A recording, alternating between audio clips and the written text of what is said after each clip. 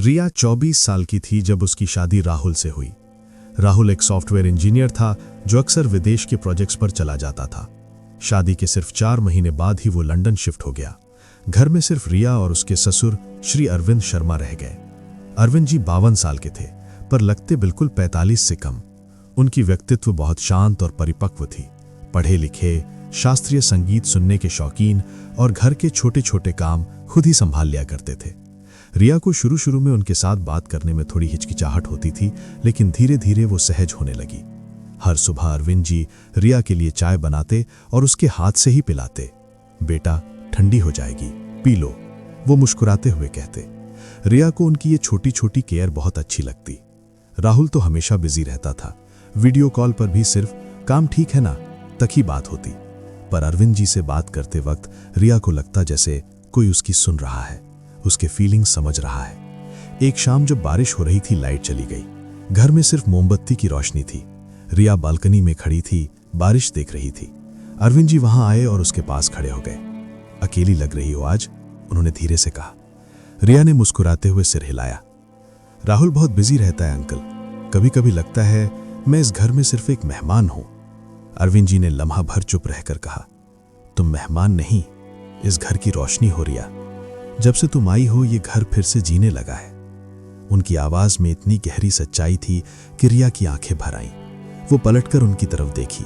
उनकी आंखों में एक ऐसा एहसास था जो उसने पहले कभी नहीं देखा था। प्यार, सम्मान और एक छुपा हुआ दर्द। उस रात से कुछ बदल गया। धीरे धीरे उनकी बातें लंबी होने लगी। अरविंद जी उसे अपनी पुरानी कहानियां सुनाते, अपनी पत्नी के गुजर जाने की, अकेलेपन की और अब रिया के आने से मिले सुकून की। रिया भी अपने मन की बातें बताती, अपनी तन्हाई, अपनी इच्छाओं की जो राहुल के बिजी स्केड्यूल में दब जाती थी। एक दिन गार्डन में गुलाब के फूल खिले थे। अरविंद जी ने एक सुंदर सा गुलाब तोड़ा और रिया को दिया।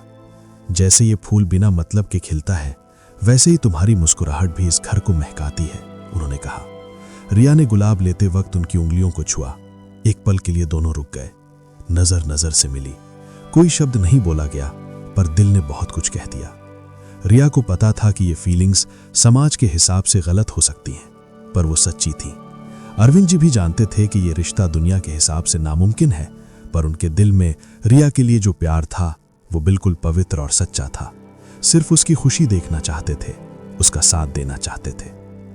अरविंद जी ने रिया को अपने सीने से लगाया और धीरे से कहा, रिया, मैं जानता हूं ये गलत है, पर तुम्हारे बिना अब ना तो ये घर है, न ये दिल जी पाता है। रिया ने आंखें बंद कर लीं और उनके गले लग गईं। उस रात से उनका रिश्ता बदल गया। अब वो सिर्फ ससुर बहू नहीं थे, दोनों एक दूसरे से प्यार करते थे। गहरा, जज्बाती और रोमांटिक प्यार। सुबह अरविंद जी रिया को उठाते, उसके माथे पर प्यार से किस करते। रिया उनके लिए नाश्ता बनाती और उनकी गोद में सर रखकर बैठ जाती। शाम को दोनों बालकनी में बैठकर कॉफी पीते, हाथ में हाथ डाले। रात को अरविंद जी रिया को अपनी बाहों में लेकर सोते। सिर्फ उसकी सांसें सुनना, उसके बालों को सहलाना और प्यार से उसे मेरी जान कहना। दोनों एक दूसरे के लिए जीते थे। अरविंद जी रिया को कभी जबरदस्ती नहीं करते थे। हर नजदीकी आपसी और प्यार से भरी होती थी। रिया को लगता था कि पहली बार किसी ने उसे इतना पूरा प्यार दिया है। अरविंद जी को लगता था कि जिंदगी ने उन्हें एक बार फिर मोहब्बत का मौका दिया है। दोनों ने फैसला किया था कि ये उनका अपना छुपा हुआ संसार है, दुनिया को कुछ नहीं बताना। जब राहुल फोन करता, रिया सामान्य बात करती। अरविंद जी दूर खड़े मुस्कुराते रहते। लेकिन एक दिन राहुल का प्रोजेक्ट अचानक कैंसिल हो गया। वो बिना बताए घर आ गया। रात के 11 बजे दरवाजा खोला तो घर में सिर्फ मध्यम रोशनी थी। ड्राइंग रूम में सोफे पर रिया अरविंद जी की गोद में लेटी हुई थी। अरविंद जी उसके बालों में उंगलियां फैला रहे थे और धीरे से उसके कान में कुछ प्यार भरी बातें कर रहे थे। रिया मुस्कुराते हुए उसके सीने पर हाथ फेर रही थी। राहुल ने सब देख लिया। पहले तो उसे विश्वास नहीं हुआ, फिर उसके हाथ कांपने लगे। वो चिल्लाया, ये क्या हो रहा है? पापा, रिया। दोनों झटके से उठ खड़े हुए। रिया का चेहरा सफेद पड़ गया। अरविंद जी ने हिम्मत से आगे बढ़कर कहा, राहुल बेटा बैठ, मैं सब बताता हूं। लेकिन राहुल गुस्से से पागल हो चुका था। उसने गिलास उठाकर फेंक दिया। शोर मच गया। रिया रोती हुई अरविंद जी के पीछे छुप गई। राहुल ने गुस्से में कहा, मैं इतना भरोसा करता था और तुम दोनों ने मुझे धोखा दिया। मेरे बाप ने मेरी बीवी को।